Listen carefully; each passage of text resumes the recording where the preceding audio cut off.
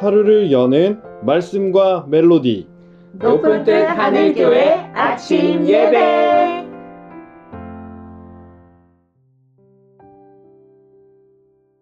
(9월 10일) 하나님께서 오늘 우리에게 주시는 말씀은 로마서 4장 9절에서 17절 말씀입니다. 그런즉 이 복이 할례자에게냐 혹은 무할례자에게도냐?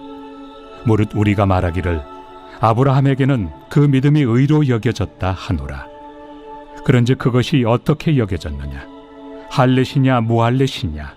할례시가 아니요 무할례시니라.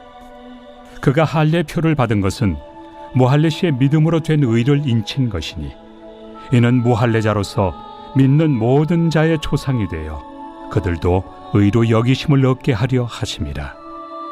또한 할례자의 초상이 되었나니 곧 할례 받을 자에게뿐 아니라 우리 조상 아브라함이 무할례시에 가졌던 믿음의 자취를 따르는 자들에게도 그러하니라.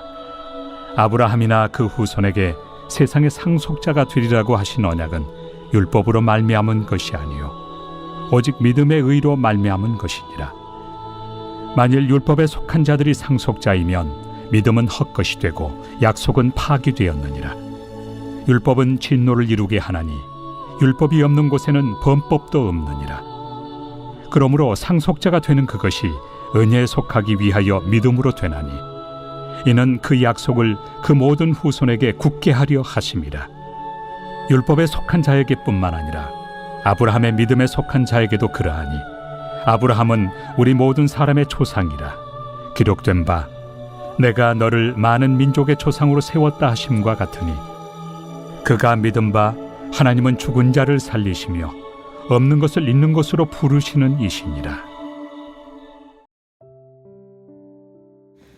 그리스도를 믿는 믿음의 의를 새로운 의의 기준으로 제시한 바울이 이제 할례와 언약의 이야기로 자신의 논증을 확증합니다. 바울은 이제 아브라함의 이야기를 통해 의롭게 되는 길이 율법이나 행위 혹은 일부 민족의 특권에 있지 않음을 다시 강조합니다. 그리고 이렇게 선포하는데요. 의인은 믿음으로 말미암아 살리라 라고 의인이 무엇인지 믿음으로 말미암아 사는 게 무엇인지에 대해 확실한 선포를 합니다. 믿음으로 의롭다 여김을 받은 대표적인 인물이 바로 아브라함입니다. 바울은 죄가 가리워지는 복이 할례 받은 사람에게만 해당하는지 아니면 할례 받지 않은 사람에게도 해당하는지 질문합니다.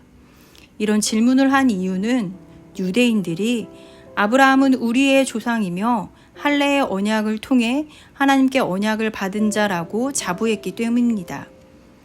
이런 유대인들을 향해 바울은 다시 한번 질문을 던지는데요. 10절 말씀입니다. 그런즉 그것이 어떻게 여겨졌느냐? 할례시냐 무할례시냐? 할례시가 아니요 무할례시니라. 아멘. 이 말씀은 아브라함이 의롭다 하심을 받은 것이 할례를 받은 이후였는지 무할례 시기였는지를 의미합니다. 이에 대한 대답은 분명합니다.